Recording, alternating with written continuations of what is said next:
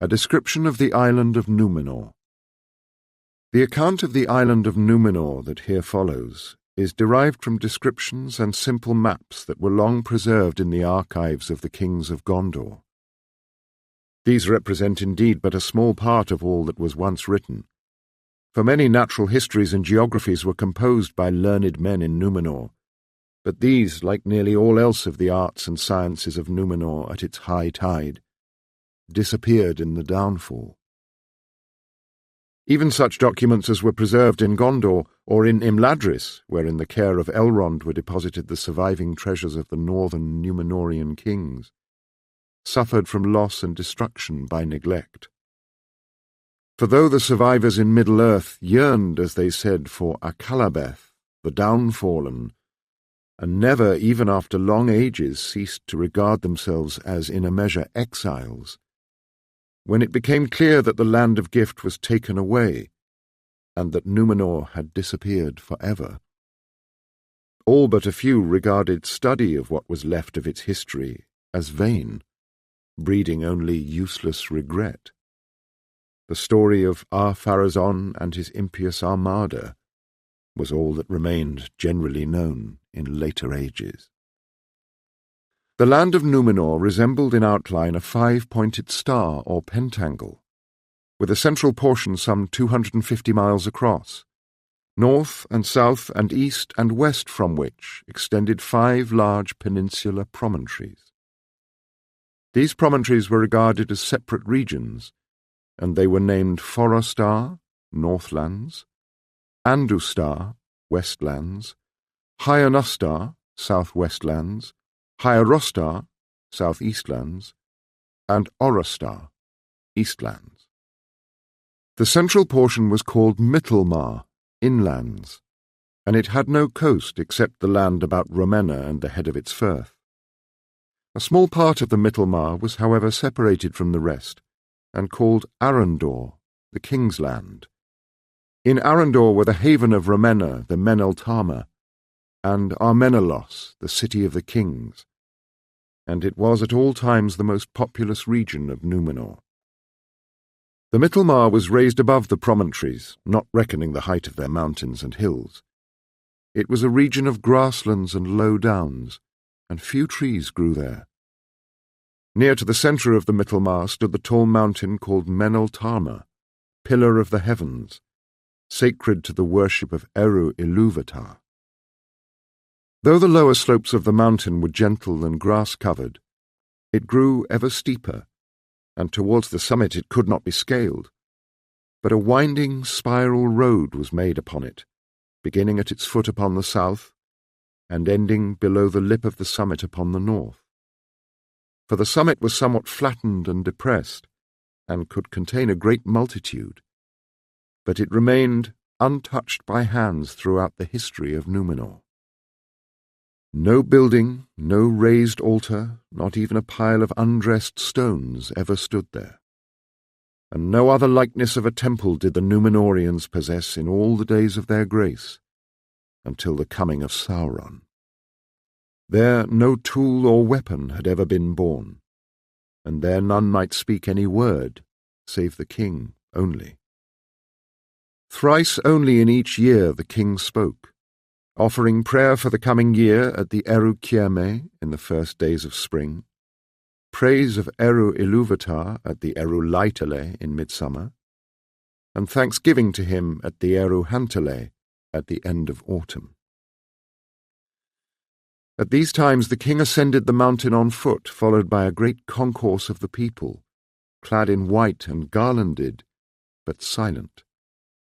At other times the people were free to climb to the summit alone or in company.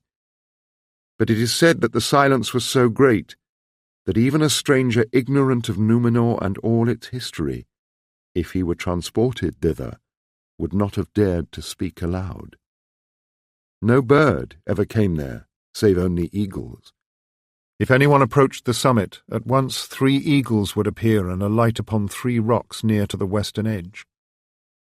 But at the times of the 3 prayers they did not descend, remaining in the sky and hovering above the people. They were called the Witnesses of Manwë. and they were believed to be sent by him from Aman to keep watch upon the holy mountain, and upon all the land. The base of the Meneltarma sloped gently into the surrounding plain, but it extended, after the fashion of roots, 5 long low ridges outwards in the direction of the 5 promontories of the land, and these were called Tar-Sundar, the roots of the pillar. Along the crest of the southwestern ridge, the climbing road approached the mountain, and between this ridge and that on the southeast, the land went down into a shallow valley. That was named Noirinan, the Valley of the Tombs, for at its head chambers were cut in the rock at the base of the mountain, in which were the tombs of the kings and queens of Numenor. But for the most part the Mittalmar was a region of pastures. In the southwest there were rolling downs of grass, and there, in the Emerie, was the chief region of the shepherds. The Forostar was the least fertile part, stony with few trees, save that on the westward slopes of the high heather-covered moors that were woods of fir and larch. Towards the North Cape the land rose to rocky heights, and there great Sorontil rose sheer from the sea in tremendous cliffs. Here was the abode of many eagles, and in this region Tar-Meneldur Elantiermo built a tall tower, from which he could observe the motions of the stars. The Andustar was also rocky in its northern parts, with high fir woods looking out upon the sea. 3 small bays it had facing west, cut back into the highlands, but here the cliffs were in many places not at the sea's edge, and there was a shelving land at their feet. The northmost of these was called the Bay of Andunier, for there was the great haven of Andunier, Sunset, with its town beside the shore and many other dwellings climbing up the steep slopes behind. But much of the southerly part of the Andustar was fertile, and there also were great woods of birch and beech upon the upper ground, and in the lower vales of oaks and elms.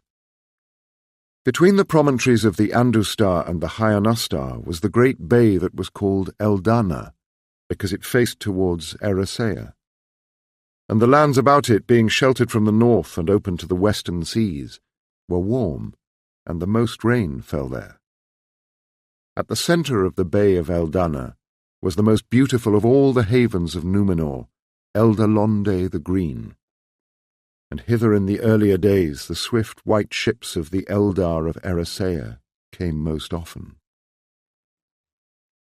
All about that place, up the seaward slopes and far into the land, grew the evergreen and fragrant trees that they brought out of the west, and so throve there that the Eldar said that almost it was fair as a haven in Eressëa. They were the greatest delight of Numenor, and they were remembered in many songs long after they had perished forever, for few ever flowered east of the land of gift, Oiolaire and Lyrolosse, Nessamelda, Vardariana, Taniqualasse, and Yavanamire, with its globed and scarlet fruits. Flower, leaf, and rind of those trees exuded sweet scents, and all that country was full of blended fragrance. Therefore it was called Nisi Maldar, the fragrant trees. Many of them were planted and grew, though far less abundantly, in other regions of Numenor, but only here grew the mighty golden tree Malinorne, reaching after 5 centuries a height scarce less than it achieved in Eressëa itself. Its bark was silver and smooth, and its boughs somewhat upswept after the manner of the beech, but it never grew save with a single trunk. Its leaves, like those of the beech, but greater, were pale green above and beneath was silver, glistering in the sun. In the autumn they did not fall, but turned to pale gold. In the spring it bore golden blossoms in clusters like a cherry, which bloomed on during the summer. And as soon as the flowers opened, the leaves fell, so that through spring and summer a grove of Malinorne was carpeted and roofed with gold, but its pillars were of grey silver. Its fruit was a nut with a silver shale, and some were given as a gift by Tar-Aldarion, the 6th king of Numenor, to King Gil-galad of Lindon. They did not take root in that land, but Gil-galad gave some to his kinswoman Galadriel, and under her power they grew and flourished in the guarded land of Lothlorien beside the river Anduin, until the High Elves at last left Middle-earth. But they did not reach the height or girth of the great groves of Numenor. The river Nunduine flowed into the sea at Eldalonde, and on its way made the little lake of Nisinen, that was so named for the abundance of sweet-smelling shrubs and flowers that grew upon its banks. The Hyarnustar was in its western part a mountainous region, with great cliffs on the western and southern coasts, but eastwards were great vineyards in a warm and fertile land. The promontories of the Hyarnustar and the Hyarrostar were splayed wide apart, and on those long shores sea and land came gently together, as nowhere else in Numenor. Here flowed down Cyril, the chief river of the land, for all the others, save for the Nunduine in the west, were short and swift torrents hurrying to the sea, that rose in springs under the Meneltarma in the valley of Noirinan, and running through the Mittalmar southwards became in its lower course a slow and winding stream. It issued at last into the sea amid wide marshes and reedy flats, and its many small mouths found their changing paths through great sands. For many miles on either side were wide white beaches and grey shingles, and here the fisher-folk mostly dwelt, in villages upon the hards among the marshes and meres, of which the chief was Nindamos. In the Hyarrostar grew an abundance of trees of many kinds, and among them the laurinque, in which the people delighted for its flowers, for it had no other use. This name they gave it because of its long-hanging clusters of yellow flowers, and some who had heard from the Eldar of Laurelin, the golden tree of Valinor, believed that it came from that great tree, being brought in seed thither by the Eldar. But it was not so. From the days of Tar-Aldarion there were great plantations in the Hyarrostar to furnish timber for shipbuilding. The Orrostar was a cooler land, but it was protected from the cold northeast winds by highlands that rose towards the end of the promontory, and in the inner regions of the Orrostar much grain was grown, especially in those parts near to the borders of Arandor. The whole land of Numenor was so posed as if it had been thrust upward out of the sea, but tilted southward and a little eastward. And save upon the south, the land in nearly all places fell towards the sea in steep cliffs. In Numenor, birds that dwell near the sea, and swim or dive in it, abode in multitudes beyond reckoning. The mariners said that were they blind, they still would know that their ship was drawing near to Numenor, because of the great clamour of the birds of the shore. And when any ship approached the land, sea-birds in great flocks would arise and fly above it in welcome and gladness, for they were never killed or molested by intent. Some would accompany ships on their voyages, even those that went to Middle-earth. Likewise, within the lands the birds of Numenor were beyond count, from the Kirinki that were no bigger than wrens, but all scarlet, with piping voices on the edge of human hearing, to the great eagles that were held sacred to Manwë, and never afflicted until the days of evil and the hatred of the Valar began.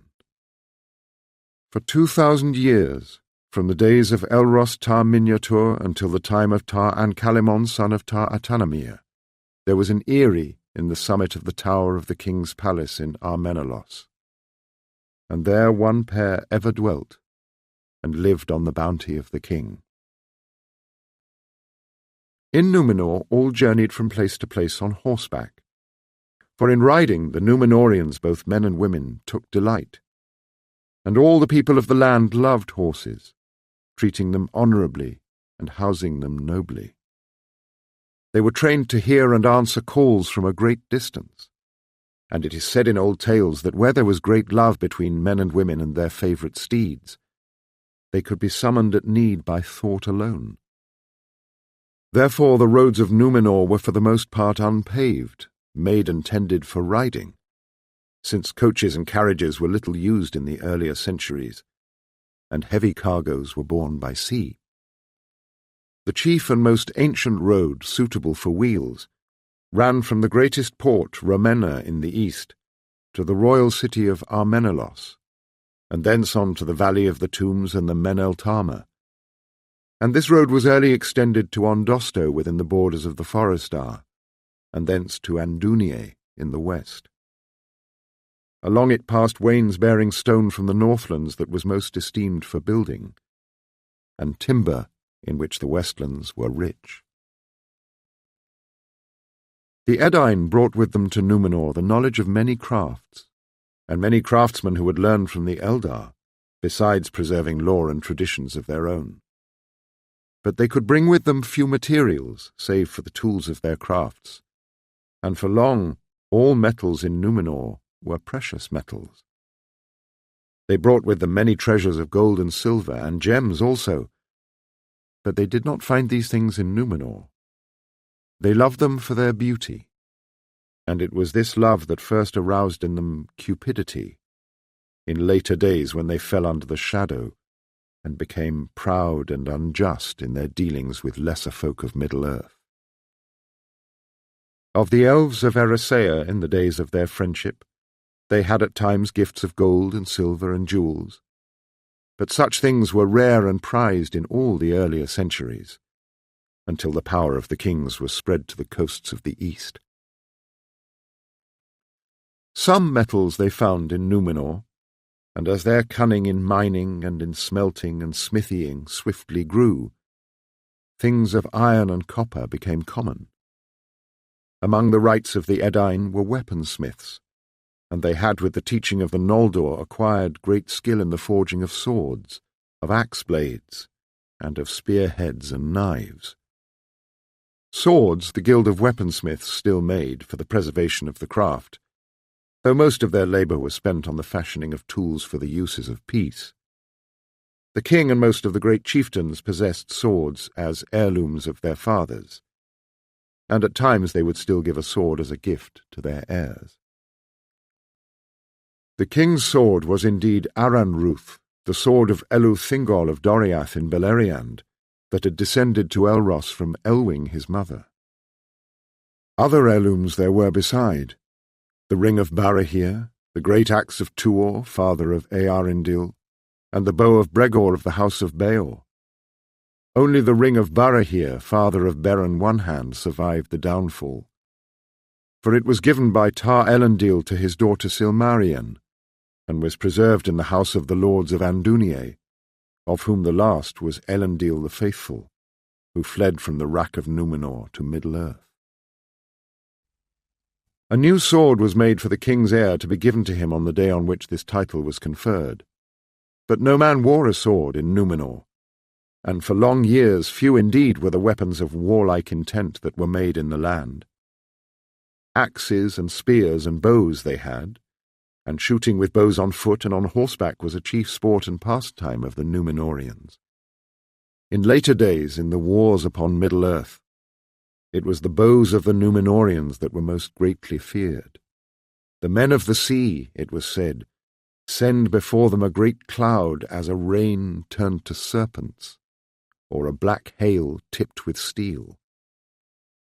And in those days the great cohorts of the king's archers used bows made of hollow steel, with black feathered arrows a full ell long from point to notch.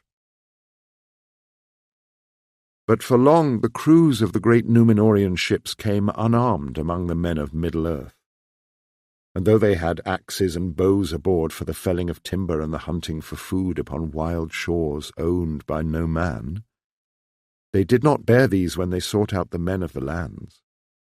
It was indeed their grievance, when the shadow crept along the coasts, and men whom they had befriended became afraid or hostile, that iron was used against them by those to whom they had revealed it. Beyond all other pursuits, the strong men of Numenor took delight in the sea, in swimming, in diving, or in small craft for contests of speed in rowing or sailing. The hardiest of the people were the fisher folk. Fish were abundant all about the coasts, and were at all times a chief source of food in Numenor, and all the towns where many people congregated were set by the shores. From the fisher folk were mostly drawn the mariners, who as the years passed grew greatly in importance and esteem. It is said that when the Edain first set sail upon the great sea following the star to Numenor, the elvish ships that bore them were each steered and captained by one of the Eldar deputed by Círdan. And after the elvish steersmen departed and took with them the most part of their ships, it was long before the Númenorians themselves ventured far to sea. But there were shipwrights among them who had been instructed by the Eldar, and by their own study and devices they improved their art, until they dared to sail ever further into the deep waters. When 600 years had passed from the beginning of the Second Age, Weantor, captain of the king's ships under Tar-Elendil, first achieved the voyage to Middle-earth. He brought his ship Entulesse, which signifies return, into Mithlond on the spring winds blowing from the west, and he returned in the autumn of the following year. Thereafter seafaring became the chief enterprise for daring and hardihood among the men of Numenor, and Aldarion, son of Meneldur, whose wife was Weantor's daughter, formed the Guild of Venturers, in which were joined all the tried mariners of Numenor, as is told in the tale that follows here.